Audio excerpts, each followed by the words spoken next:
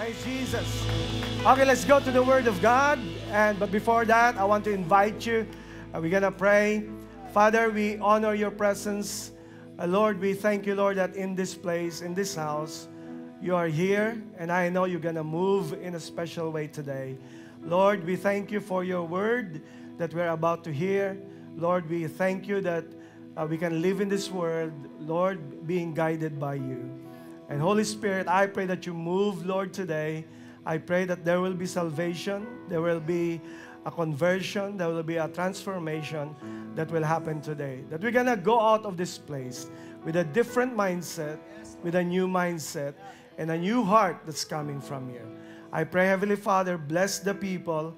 They're going to enjoy your word, and not only enjoy, but we're going to follow you, and we're going to obey you. We thank you, Lord Jesus, for the word that we're about to read. In Jesus' name, amen and amen. Amen. All right, we're going to go to Deuteronomy. So we're going to read the word, Deuteronomy.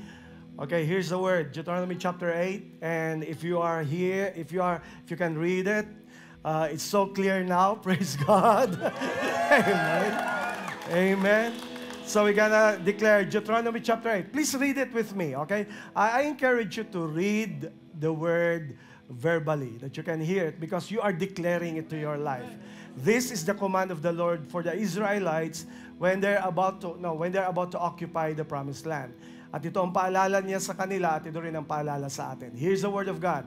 Okay, starting with verse 1. Here's the word. You must keep, come on, read with me, everybody now. You must keep carefully. I am giving you today so that you might live, increase in number, and go in and occupy the land that the Lord promised to your ancestors. So you must keep His commandments, live according to His standards, and revere Him. For the Lord your God is bringing you to a good land, a land of brooks, springs, and fountains flowing forth in valleys and hills, a land of wheat, barley, vines, fig trees, and pomegranates, of olive trees and honey, a land where you may eat food in plenty and find no lack of anything, a land whose stones are iron and from whose hills you can mine copper. You will eat. Anyone here thankful that you're gonna eat? You will eat your fill and then praise the Lord your God because of the good land He has given you. But be sure, all right? Be sure you do not forget the Lord your God by not keeping His commandments, ordinances, and statutes that I'm giving you today. When you eat your fill, when you build and occupy good houses, when your cattle and flocks increase, when you have plenty of silver and gold, and when you have abundance of everything, be sure you do not feel self-important and forget the Lord your God, who brought you out from the land of Egypt, the place of slavery. Today, I'm going to be speaking to you the subject, taking the trip to your new journey. Taking the trip to your new journey. Father, bless the word in Jesus' name, amen. Please take your seat and let's enjoy the word of God for today. All right. Okay, as you are finding your seat, I have a very big announcement to make today. Right? Okay, I'm going to wait for you that everybody's settled. Amen. All right, here's what we're going to do today. Hey, I have a big announcement to make to everybody here today. Okay? A big announcement. Okay? My big announcement is that today, all right. Sorry. Today, ang announcement is, babiyahe tayong lahat. All right? Babiyahe tayong lahat. Anyone here excited? Babiyahe tayong lahat. Come on, I declare it to you. Babiyahe tayong lahat. All right? Babiyahe tayo. Come on. Babiyahe tayo. We're gonna be having a journey. Okay. With an excitement. Come on. Babiyahe tayong lahat. We're taking a trip. All right? That's exactly the same announcement that Moses and Aaron made When they announced it to all Hebrew slaves, the news, the good news has been passed to everybody. And it's not just a rumor, it's actually an announcement that finally, for so many years of being slaves in Egypt, finally, babiyahe na sila. Sabi, hey, nabalitaan mo, matapos na daw yung slavery natin. And we're going out of this place. Finally, no more slavery. All of our suffering will end. And babiyahe na tayo. All right? Okay, follow me. At sabi niya, all right, babiyahe, we're taking a trip. To where? To a new journey. And that's the announcement of Moses to all the people there in Egypt, the slaves or the Hebrew slave. And ladies and gentlemen, let me make also an announcement which probably have already happened in your life or could happen today or may happen in your life. Here's the thing. God is also announcing to you that you're already in a new journey. When Jesus Christ found you, or you found Jesus Christ, when Jesus Christ has saved you, He has given you a new life. He has given you a new journey. He has given you a new life. Come on, everybody. But the thing is, when God is announcing you, we are going to a new journey in Jesus' name. Binigyan ka na ng bagong buhay, at binigyan ka na ng bagong direksyon, at binigyan ka na ng bagong pupuntahan. Yan ang declaration ng Diyos simula nung natagpuan mo si Kristo. Amen?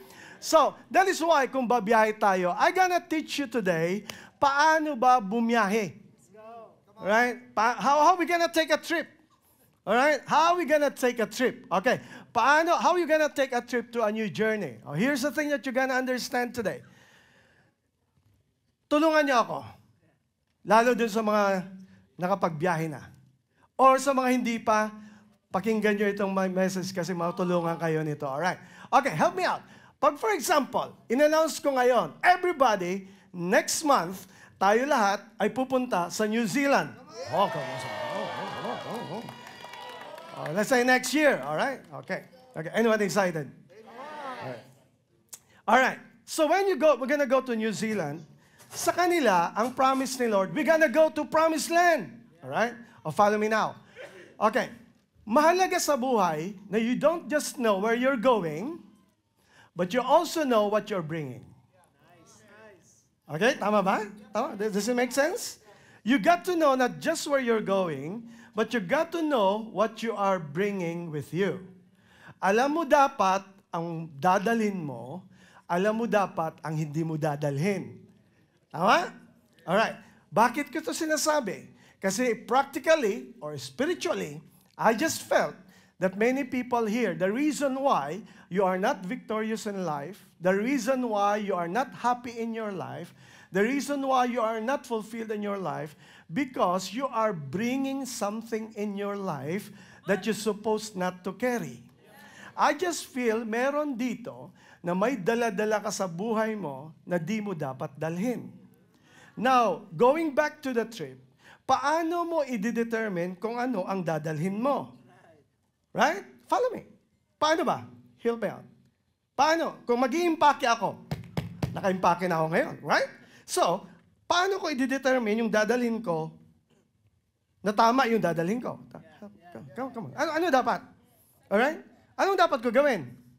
Number one, yes! Come on. You got to know your destination. Aalamin mo saan ba tayo papunta. Saan ang lakad natin? Saan ang biyahe natin? So, kung alam mong papunta ng New Zealand, so aalamin mo anong meron sa New Zealand. Tama? Hindi po yun Dubai. Yun ay New Zealand. So therefore, kung mag-iimpake ka, ang dadalhin mo ay bagay doon sa pupuntahan mo. Correct. So you can follow this. So, therefore, what you carry depends on your destination. I say that again. What you carry in life depends on your destination. I said it again. What you carry in life depends on your destination. I put in other words. What you carry, here's the thing. In life, your life, what determines in your life is not only where you're going, but what are you carrying. But what you carry depends on the destination. Hear me out. what you carry should depend on where you're going, not where you came from. I said that again. What you're carrying depends where you're going, not where you came from. What you're carrying depends on where you're going, not where you came from. Kung New Zealand ang pupuntahan mo, tulungan mo ako, King. Buksan mo. Alright, this one. Alright. Kung pupunta ako ng New Zealand, of course, ang lalagay ko, ang iimpake ko, is something, alam nga naman ang dalhin ko dun ay bikini. Hindi yun bora. Alright, pipilitin mo pa na, bakit hindi ako pwede magdala ng ganito? You got to know where you're going. So kung winter ang pupuntahan mo, ang dadalhin mo ay jacket.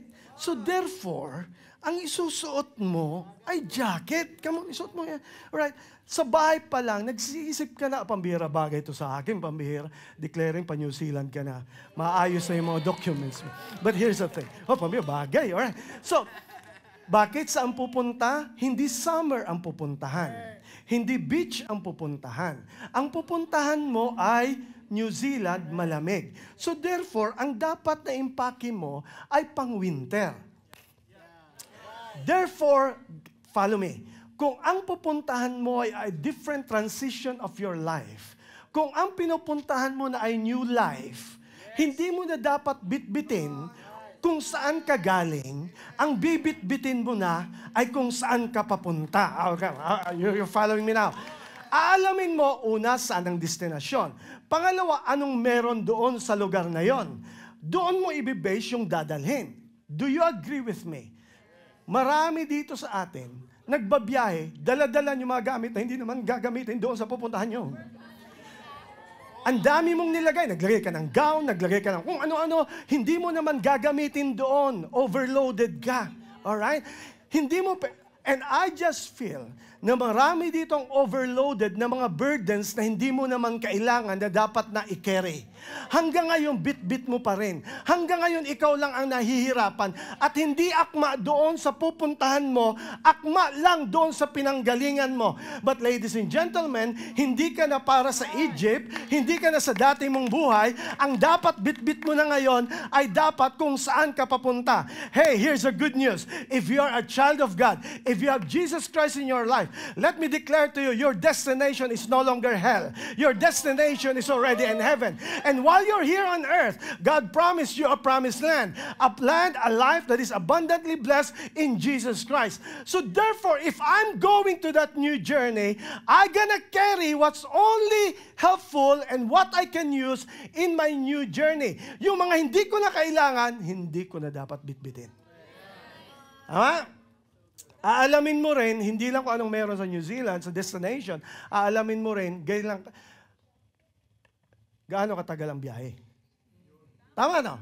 Kayo, tinatanong ba, gaano katagal ang biyahe? Siyempre, ilang hours. Imagine, ilang oras bang biyahe? Bakit? Kasi doon mo ibibase yung OOTD mo. Di ba? Pambihira, pambihira. So, alamin mo, sa Israel, ilang bang biyahe natin? 1 hour? Hindi. Alam niyo ba kung ilang araw sila maglalakad? 11 days. Sabi niya, 11 days. So therefore, mag-impake ka na alam mo pang 11 days. Right? Imagine niyo na stuck sila doon for 40 years. Ay, hindi na done yun. Hindi na yun stopover. Doon ka na tumira for 40 years. And I just feel na marami dito na wala ka na dapat dyan sa situation mo, pero pinili mo na delay ka because hindi ka naniniwala kay God, ang bit-bit mo ay iba, kaya ka na de-delay. But I declare that today, it's time for you to pack up, it's time for you to go so that you can go to the destination God has given you. Now, ang aalamin mo, hindi lang kung gaano katagal ang biyahe, aalamin mo rin is this, ilang araw tayo doon? Tama ba? O ito, mga mahilig itong mga mag-travel na mga nasa harapan ko. Alright? Alamin mo saan ang destination. Alamin mo ilang araw ang biyahe. Alamin mo kung ilang araw tayo, pare. Ilang araw tayo. 3 days? Ay, dapat ang gamit ko pang 3 days. Ilan? 3 nights? Sabi nila, hindi. Hindi ito bakasyon, bro. Pupunta tayo sa promised land. Permanent na to. Doon tayo titira. Ang sabi ng Diyos, doon na tayo mabubuhay. So therefore, what's the use na What's the use na bitbiting ko pa yung gamit na galing sa Egypt at adadaling ko sa biyahe ko at wala namang gagamitin ko doon for that thing? Now, hear me out. That's why in life, I want to encourage you today, you gotta take the trip to your new journey and you got to be clear kung anong dadalhin mo sa buhay mo. And spiritually speaking, the Holy Spirit is saying today, marami rito ang may dala-dala kayo na hindi mo na dapat dalhin. Ba't pinipili mo dalhin? So mamaya magbabawas tayo ng weight. Pag nasa terminal ka na, pag alam mong tama ba? Ano ang tawag doon? Over baggage. Kung sabihin, sobrang malaki yung dala-dala. Kaya nga, ang sabi ng isa, giants are still being raised. Yung iba hindi makaget. Nobody's perfect. Ang iba hindi makagets, alright? But the thing is, pag ikaw ay sobra, hindi ka pwedeng padala mo yung gamit. And I just feel, marami dito nagkikerry ng mga excess baggage na hindi mo dapat dinadala.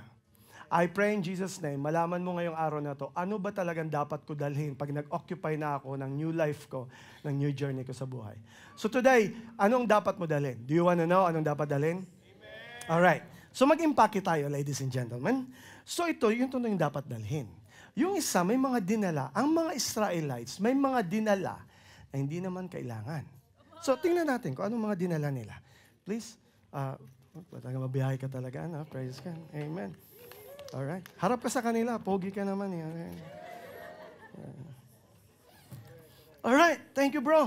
Thank you. I-check natin, praise God. Ano ba itong mga dala-dala nito?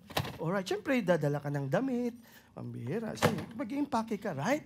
Tama lang. Aalamin mo kung saan ka papunta, you're gonna put it. Pero ang question ko, alam niyo ba mga Israelites, may mga dinala na hindi naman nila dapat dalhin. Alright, for example, okay, sapatos, check, good. Pero anong ginagawa nito?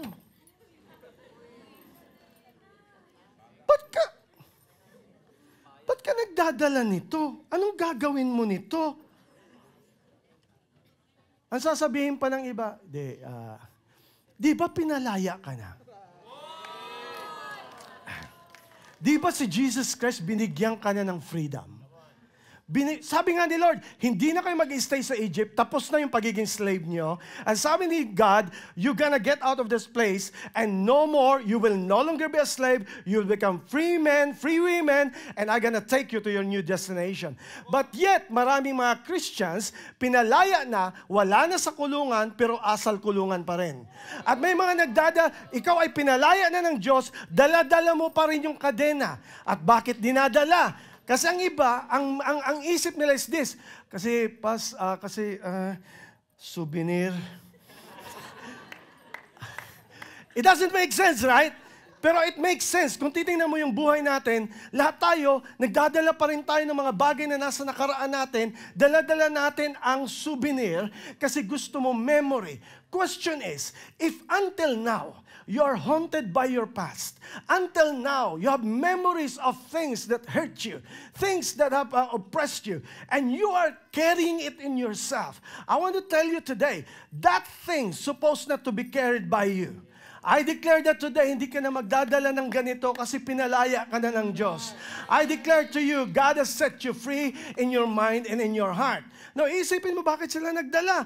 Souvenir. At hanggang ngayon, inaalala mo pa rin nangyari sa'yo 10 years ago. Hanggang ngayon, iniisip mo pa rin nangyari last year. Binigyan ka na ng bagong buhay, bagong church, bagong simula. Iniisip mo pa rin nakaraan. And sabi, wala namang masama, but I want to tell you, anong gagamitin mo for this? Pag dala-dala mo, sigurado, whether you like it or not, gagamitin mo. There's a possibility na dahil akala mo lang souvenir, pag inabot ka, matrigger ka ng mga trauma sa buhay mo, itong dati mong souvenir, ito ang pwede mong ipanakit sa ibang tao. Let me tell you this. People who are really free will never hurt people's lives. Ang nakakapanakit lang ng puso ng tao ay hindi free. Bakit? Gusto nila ipasa yung kanilang slave mindset para itapon nila sa... someone's listening to me now. Malaya ka na, yes. May Christ ka na, yes. Pero yung memory, here's the thing. Ang dyablo, pag ikaw ay may Kristo na, hindi na niya pwede alisin yung freedom na meron sa'yo. Isa na lang ang pwedeng gamitin ng dyablo sa'yo. Dayain ka niya na ang feeling mo, hindi ka pa rin free. Sa isip mo, hindi ka pa rin free. But I want to declare to you today, if God has set you free, the Lord has set you free, then you gonna take a stand for that freedom. So what you gonna bring? Ang dinala nila, please don't bring your chains. Please, huwag niyong dalhin ang kadena. Here's what you gonna bring. O alam ko yung what not to bring. Anong dapat ko i-bring? Here's the thing. Bring your freedom. Bring your freedom. Wherever you go, you are a person who has been set free by God. So bakit? Kasi if you are still carrying the chains of your slavery, you have a tendency to treat people as if you are still a slave. Ang perspective mo will be affected. Walang problema sa situation, walang problema sa tao, pero dahil nagkikerry ka na, feeling mo slave ka pa rin, ang tingin mo sa tao, and tendency mo mananakit ka, kasi ang tendency mo, akala mo hindi ka pa pinalaya ng Diyos. Pero kung pinalaya ka ng Diyos at wala kang bit-bit na ganito, wala kang gagamitin sa kahit kanino. Are you following me now? What God is saying to you today is, please bring your freedom. Please be conscious about your freedom. Please be aware of your freedom. Because here's the thing, pag ikaw ay dala-dala mo to, you gonna demand people, you gonna be, binibigyan mo ang isang tao, nang tingin mo sa isang tao, prisoner pa rin. Ang totoo, pinalaya ka na. Pero sabi nga, inalis na sila sa Egypt, pero yung Egypt nasa kanila pa rin. Wala ka na sa kulungan, pero ang mindset mo pa rin nasa kulungan. Kaya ang tingin mo sa lahat, nakapreso. Kaya mahilig tayo mag-judge ng tao. Mahilig tayo mag-accuse ng ibang tao. Bakit? Ang totoo, hindi ka pa malaya sa issue na you are taken captives with. Kumbaga, nandun yung mindset mo na dahil hindi pa ako free sa issue na to, ito yung nakikita ko sa ibang tao. And nami-misjudge tayo, nag-accuse tayo ng tao, pero titingnan mo yung sarili mo, ang totoo, ikaw ang hindi pa nakalaya sa issue na yan. And I pray in Jesus' name today, somebody here, I pray, hindi lang ako nagpipreach, I pray nandito ka, dahil may bagahe ka sa pamilya mo, may bagahe ka sa mga nakaraan mo, may bagahe ka sa past relationships mo, may bagahe ka sa lahat ng mga nangyayari sa buhay mo. I pray that today, wala kang dadalhin na chains. I pray kung nakatanikala ka pa ngayon, I declare freedom in Jesus' name. It's only Jesus Christ who can set you free. It's only Jesus Christ who can give you true freedom. Anong sabi ng verse? You show the verse. Ang sabi ng Bible is this. Sabi ni Jesus Christ, therefore, if the Son makes you free. Ang sabi ni Lord, makes you free. You shall be what? You shall be free indeed. Anong sabihin? Pag tunay kang malaya, tunay ka talagang malaya. Come on, somebody. Huwag sabihin, huwag mo nang dadalhin yung slavery mo. Don't ever bring this anymore. Wala na dapat to sa case mo. Wala na dapat to sa buhay mo. You are totally free. I pray in Jesus' name today, somebody here will be freed from your addiction. Somebody here will be freed from your anxiety. Somebody here will be freed from your seeking approval on people. I pray that today you will be set free from people who hurt you. Come on, somebody. People who have hurt you. People who have vanquished you. People who have oppressed you. People who abuse you. I declare, young people to the old, I pray that today you are not a victim of your past. Come on, hindi mo na dala-dala yung gamit nung nakaraan. Ang dapat dalhin mo na ngayon, yung papatunguhan mo, yung destination mo. I'm not going back to Egypt. I'm going to the promised land. So therefore, I'm gonna carry my freedom wherever I go. If there's someone here declaring in Jesus' name that your family will be set free, that your life will be set free, you're gonna claim it in Jesus' name. I declare that today, no more carrying of baggages that's supposed not to be carried in Jesus' name. Amen. Now, tingnan natin dito. Bro, tingnan natin kung ano pang dala nila. Ay, wala nga pala. Hindi natin pwede dalhin. Kasi, hindi pwede dalhin yun sa church. Ayaw kong magdala ng bagay na, alam niyo yung pangalawang dinala nila? Nasa Bible. Isipin mo, pinalaya na sila. Nagdala pa yung iba ng mga idols. Nasa yun sa Bible? Ezekiel. Here's what the verse. Then I said to them, each of you get rid of the vile images you have set your eyes on. and do not defile yourselves with the idols of Egypt. I am the Lord your God, but they rebelled against me and would not listen to me. They did not get rid of the vile images they had set their eyes on, nor they forsake the idols of Egypt. Pinalaya na sila, pero dala-dala pa rin nila yung idols. Sabi ko sa team, maglagay sana ng props. Pero sabi ko, parang pangit na may idol dito sa harapan ng church. I don't want it. So, but just by your imagination, nagdala sila ng mga idols. Here's the thing that happened. Alam niyo ba ang Egypt, ang dami nilang Diyos-Diyosan? Ang dami nilang mga idols. Ang sabi pa naman ni Lord sa Ten Commandments, kung kabisado niyo ang Ten Commandments, may namimiss doon na isa. Di ba, may nakikita ko yung mga nakapost Ten Commandments. Basahin niyo sa Bible, Exodus chapter 20, may kulang doon na isa. Dapat isinama yun doon sa pinakauna na sabi, thou shalt have no other gods before me. May kadugtong yun. Anong sabi doon sa kadugtong? Huwag kang gagawa ng graven images aside from me. Because hindi mo ako alam, wala akong face, wala akong katulad, I have nobody else. Huwag niyo akong gagawa ng images because it may fool you. Now, balik tayo sa Egypt. Nagdala sila ng mga Diyos-Diyosan. Oh, here's the thing. Alam niyo ba, ang dami nilang Diyos-Diyosan? Nadinig niyo yung word na yon? Diyos-Diyosan. Pag tinawag estudyante-estudyantihan, ano yun? Hindi estudyante yun. Pag tinawag, give me an example. Pag tinawag is, anong tawag doon? Manager-manageran. Hindi manager yun. Eh di pag Diyos-Diyosan, hindi totoong Diyos yun. Eh bakit natin? Now here's the thing. Sabi na sa Bible, marami silang sinasamba. Ito, enumerate ko sa inyo yung mga Diyos-Diyosan nila. Okay? Unang Diyos nila, ang pangalan is Apis. Yun ang Diyos-Diyosan nito, ang itsura nito ay isang toro. Bull. Tawag ay bull god. Kaya nga, napansin nyo, hindi na bago sa kanila na naghulma sila ng golden calf doon sa wilderness. Kasi alam nila na ginagawa na nila yung from the past. Hindi yun bigla na lang na naisip nila, okay, gawa tayo ng ginto at buhay natin. Here's the thing, kasi kung dala-dala mo na yan kahit noon pa, hinihintay ka lang ng pagkakataon na lumabas yung dinudiyos mo sa puso mo at lalabas yung tunay mong pagkatao kasi dala-dala mo yung tendency na andalin mo yung idol na hindi mo na dapat sinasamba. At ang idol na to, ano ba tong bull god na to? Here's the thing na dinala nila. Ang bull god na to is isang bull kasi here's what it describes. Lahat ng mga Diyos-Diyosan nila may kanya-kanyang powers. Para bang Avengers. May kanya-kanyang tinuturo sa tao. Ano itong tinuturo ng bull god? Follow me. Ang tinuturo ng bull god is this, na ikaw ay dapat mag-depend sa iyong lakas, sa sarili mong lakas. Alright? So yun ang Diyos. Second, ang pangalan ng second ay Ra. Sino si Ra? Hindi si Venus, Ra. Okay. Si Ra ay sun god. Ang Diyos ay araw. Ano ang sabihin nun? Anong tinuturo sa tao? Na dapat sambahin mo yung creation more than the creator.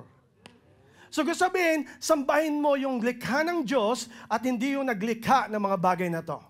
Anong sabihin nito ng wrong belief na to? Naniniwala sila na ang pleasure ay greater than God.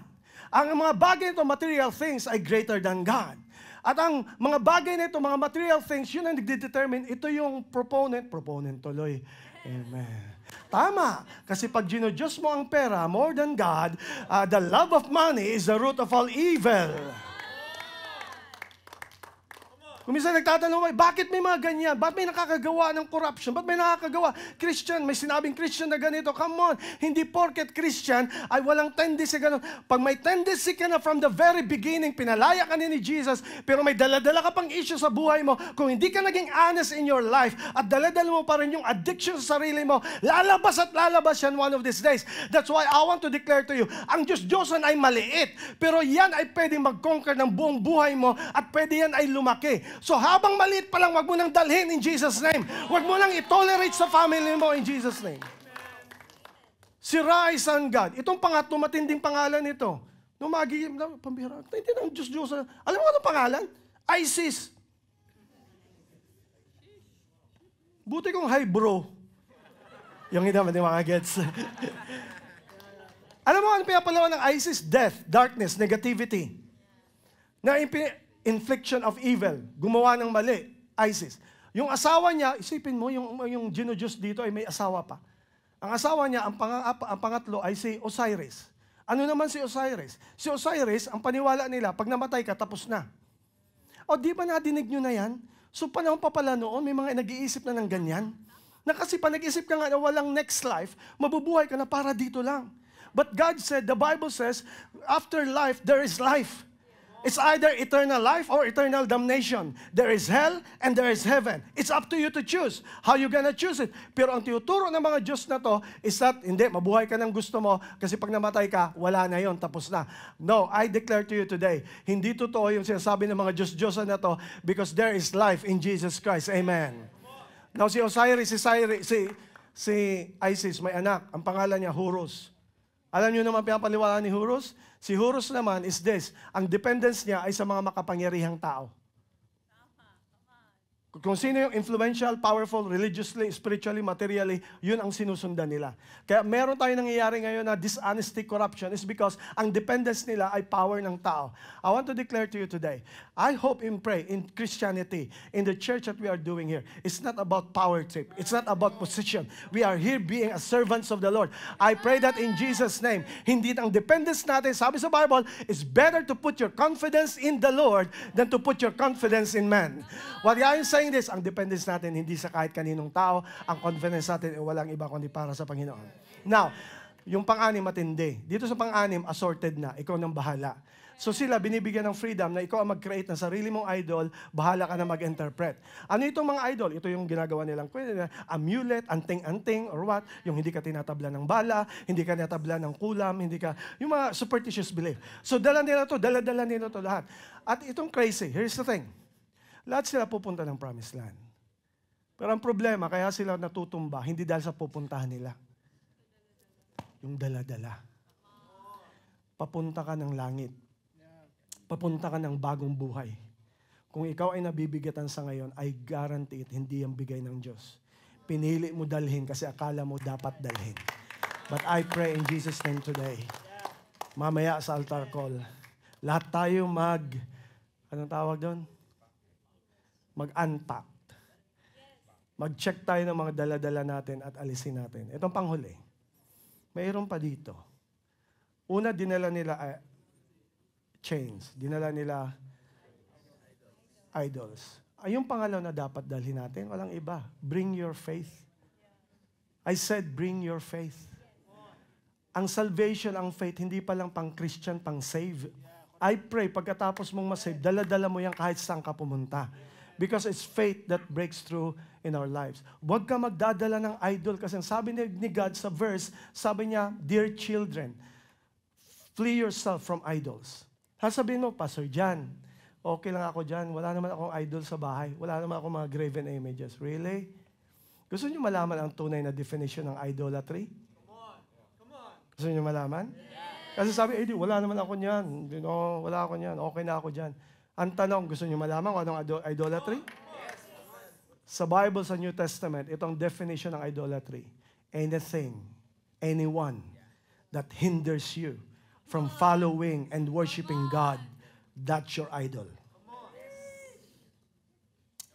Anything or anyone that hinders you from following and worshiping God, that's your idol. Hindi lang bad things, even good things. Anong bagay, anong tao, sino man yan, good man yan, pero kung yun ang nakakahadlang sa'yo na hindi ka makapagsunod kay Christ, hindi ka maka-follow kay Christ, hindi ka makapag-worship kay Christ, kung yun ang inuuna mo more than anything, more than God, that's your idol. And ladies and gentlemen, kaya sabi ni Lord, dear children, keep yourself from idolatry. I declare today in Jesus' name, magkaroon tayo ng clarity na wala tayong ilalagay na greater pa sa worship natin kay God. I want to place my faith on Jesus Christ more than anyone else. Amen? Now, sa panghuli is this. May dala pa rito na panghuli. Ano ito? Ba't? Anong gagawin mo? Anong gagawin mo sa New Zealand? Mas maraming bato doon. Ba't ka nagdadala nito? What for? Nagba-bodybuilding ka pa rin, nag-workout ka pa rin kahit nagbabiyahe? But the thing is, kaya nagdadalang iba, ang tawag dito ay mud bricks. So here's the thing. Number 1, bring your freedom. Number 2, bring your faith. Number 3 na dala-dala nila, di ba dapat dalhin ay mud bricks. Ang dapat pangatlo na dapat dalhin nila, bring your fervor. Ang fervor, gusto sabihin, passion na ginagawa mo ang isang bagay sa ngayon. Okay, sundan niyo ako, because don't miss this. Kung noon nga, ang mga slave ay masipag, matyaga, doing their best para mag-build ng pyramid, mag-build ng mga building sa Egypt. Kung may passion sila, may obedience sila, in a mindset of a slave, bakit ngayon na pinalaya ka na tuloy, na ikaw ay papunta na sa promised land, ngayon ka pa tuloy maraming complaints? I don't know about you. Noon nga, nung hindi ka pa binago ni God, kung gumastos ka, grabe. Right? Wala kang reklamo. Pero ngayon, naging anak ka na ng Diyos, naging Christian ka na, konting something lang, pambira, yan, pinipirahan na naman ako. Come on, somebody. Kung noon nga, may passion ako noon, ngayon pa kaya na ginagamit ako ng Diyos today. Ako, follow me now. Kung noon nga, ang oras mo, ubos sa barkada, ubos sa inuman, ubos sa lahat, sky is the limit. I don't care kung hindi ako uuwi. I don't care na ako'y pagalitan. Ngayon lang, pambira, nagsiserve ka sa church, inaway ka lang, question ka lang, pinost ka lang, ano na naman ginagawa mo. Ngayon, sasabihin mo pa, pambira, discourage ako. Grabe itong suffering na natatanggap ko kay Lord. Bakit noon ang tibay mo nang ikaw ay slave? Nilalatigo ka, pinipersecute ka, wala lang sa'yo. Ngayon tuloy na pinalaya ka ni God, may bagong buhay ka na, may Bible ka na, may church ka na, and then you're complaining against God. I want to declare today, kung ikaw ay may zealousness noon, kung may passion ka noon, dapat ngayon mas passionate ka sa ginagawa mo kay Lord. So these things bring your freedom, bring your faith, bring your fervor. Gusto sabihin, kung ako noon masigasig ako ginagamit sa office ko, ginagamit ako sa lahat ng ginagawa ko, ngayon ako'y para kay Lord. Doble pa ang gagawin ko dahil alam ko tama ito. Bagong buhay ko na to in Jesus' name. So today, I've given a message. Let's do our decision. Let's unpack. Ano kaya ang bit-bit mo hanggang ngayon? Bakit nalabas na lang bigla yung dati mong ugali? Kasi ang totoo, hindi ka pa free. Pinili mo dalhin. So ngayon, gawin natin. Ito, hindi ko na dapat dalhin. Yung accusation ko sa tao, yung victim mindset ko, yung mga addiction ko, yung maling ginawa sa akin, yung hindi ako makapagpatawad. Hanggang ngayon, dala-dala pa rin yung mga taong nanakit sa akin, galit pa rin ako sa kanila. Mabigat ito sa bagahe. Ayoko itong dalhin. So therefore, ayoko itong dalhin. Ito pwede ito. Basta may kapares. Praise God. Ang gusto ko sabihin, may kapares, masarap naglilingkod kay Lord na may partner in Jesus' name. Pero pag sinama ko, hindi ko na dapat isipin pa yung mga dati kong relationship. Hindi na dapat kasama yun sa journey ko. Siya na lang talaga, wala nang iba. Papakasalan ko siya, paninindigan ko siya, ipaglalaban ko siya. Dahil ang journey ko na bago, mag-aasawa na ako. Hindi ko na dapat dala ang mindset ng pagiging binata in Jesus' name. Ako'y magiging tatay na, magiging nanay na, may mga baggage ako na hindi ko na dapat dalhin. Kasi kung ito dadalhin ko, baka itong ipukol ko sa anak ko. Kaya nakakasakit ako kasi ang totoo akong nasaktan. May mga bagay ako bilang tatay na napoproject sa galit ko. Pinapasa ko yung unhealed version of me sa mga anak ko. But I want to tell you, they don't deserve that. Hindi sila ang nakasakit. Ba't ko pinapasa ang pain? May mga mothers dito na dala-dala nyo pa rin yung trauma ng mga past relationship. Trauma na mga nangyari sa'yo na ipapasa mo sa anak mo. I don't want to bring this anymore. Ayoko na nito. Ang dadalhin ko lang ay yung mga dapat ko dalhin na magaan, na makakatulong sa akin kung saan ako pupunta. Wala na dapat akong chain. I'm tired of being chained. Ayoko na ng religion. Ayoko na ng accusation ng tao. I'm tired of this. Ayoko nito. Ito pwede itong isama. Kasi maganda yung pupuntahan natin in Jesus' name. Pero ito, hindi ko na dadalhin. Ang dadalhin ko lang ay yung dapat dalhin ko sa promised land. Is there anyone here ready to take your new journey in life? I pray in Jesus' name today. Let us Take off anumang bit-bit natin. Maybe resentment, maybe mga away, conflict. I pray that today, let it go. Ibaba mo today. I pray in Jesus' name, somebody will be set free today. If that's you, you're gonna stand up and praise Jesus Christ today. Let's lay down all the burdens in Jesus' name. May mga pasanin ka na hanggang ngayon, persecution, pressure. I just feel in this house,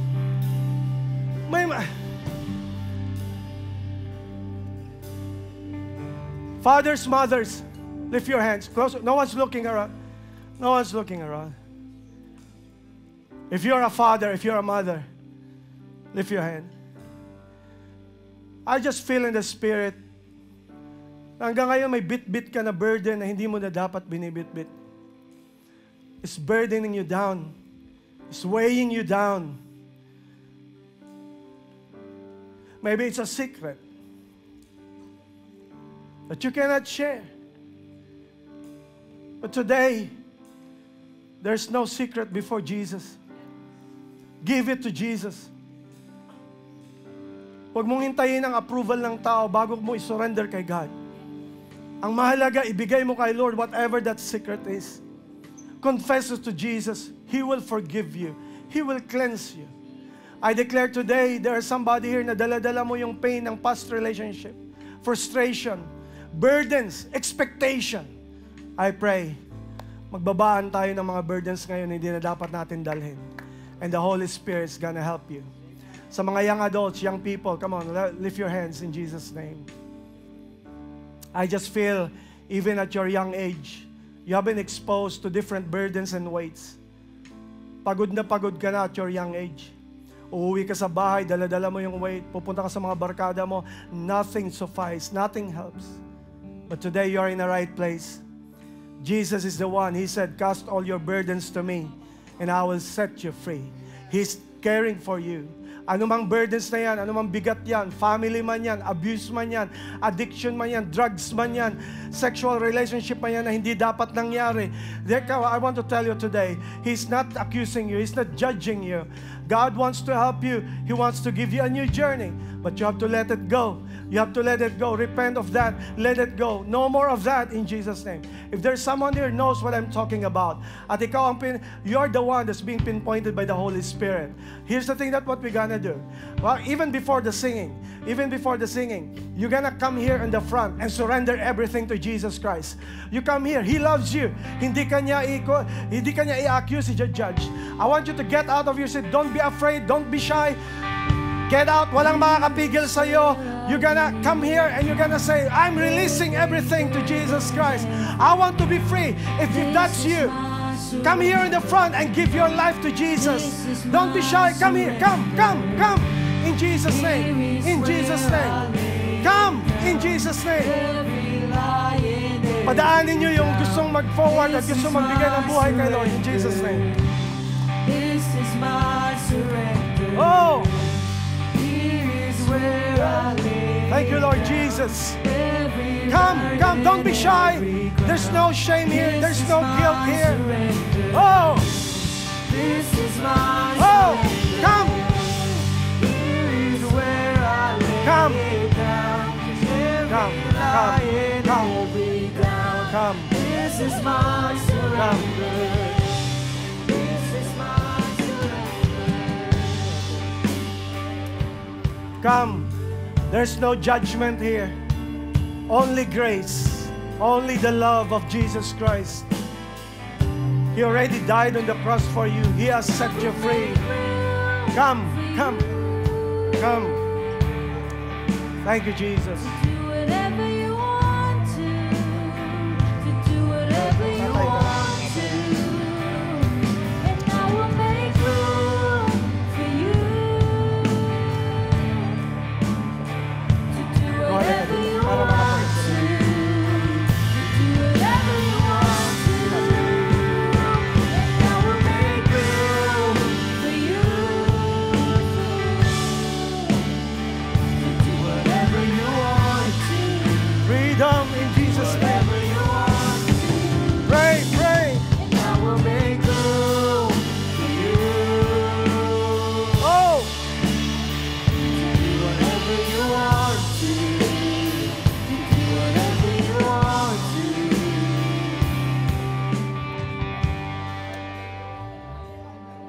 There's a father here who's giving his life to Jesus. Parents, pakinggan niyo ako mabuti. Pag ang tatay walang karga, walang maipapasa. I pray mga parents today, no judgment at you. I pray release that weight. You don't deserve that kind of weight. Release it to Jesus so that wala kang maipasa sa family mo. I declare, when a father or a mother has been set free, hindi magsasuffer ang family in Jesus' name. I declare that today. If you're a parent and you want to give your life, come on, just a gesture of saying, I want to be done with this. You get out where you are, even at the aisle. If there's no space here, you are saying to the Lord, I'm casting all my burden, and I declare right now freedom in Jesus' name. Salvation in Jesus' name. In Jesus' name. Everybody, don't just watch. Don't just watch. Everybody pray. Everybody close your eyes. Everybody just ask the Lord. Let it go. Let it go in Jesus' name. I declare that today, all the burdens that you are carrying in your life today is done. You are no longer carrying it in Jesus' name. You have been set free in Jesus' name. Free in Jesus' name. Free in Jesus' name. Free in Jesus' name. This is my surrender. This is my surrender. Come. Here is where I live. Everybody right now, here in the front, up to the back. Every ground. This is my surrender. This is my surrender. Oh. Here is where I lay it down. Every lie and every hour. This is my surrender. Oh. And I will make room for you. I make room to you, Jesus. Praise Jesus for today. Lord, we are here to surrender everything to you. Sa aming mga bisita, I'm gonna lead you in prayer. Only Jesus can set you free. Only Jesus can save you. He died on the cross for you. He already paid for all of your sins. He promised you salvation and new life. And then you are here, you want to receive that, you want to receive Jesus Christ. Nais mo tanggapin ng Panginoon. I want to lift your hands right now. And we're gonna pray. I'm gonna lead you in prayer. And you pray this verbally. Because you are declaring today is a new day. Here's the prayer. Lord Jesus, maraming salamat na may plano ka sa aking buhay. Na merong kalayaan, kapatawaran, bagong buhay para sa akin.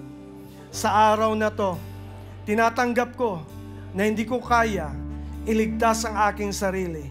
Ikaw lamang, Panginoong Hesus, ang namatay sa krus. Ikaw lamang, Panginoon, ang tagapagligtas. Sa araw na to, tinatanggap kita sa aking puso bilang aking Panginoon. At simula sa araw na to, ikaw ay susundan ko, ikaw ay sasambahin ko, at maghari ka sa aking buhay. Maraming salamat sa bagong buhay, sa bagong landas. Sa pangalan ni Jesus. Amen and amen.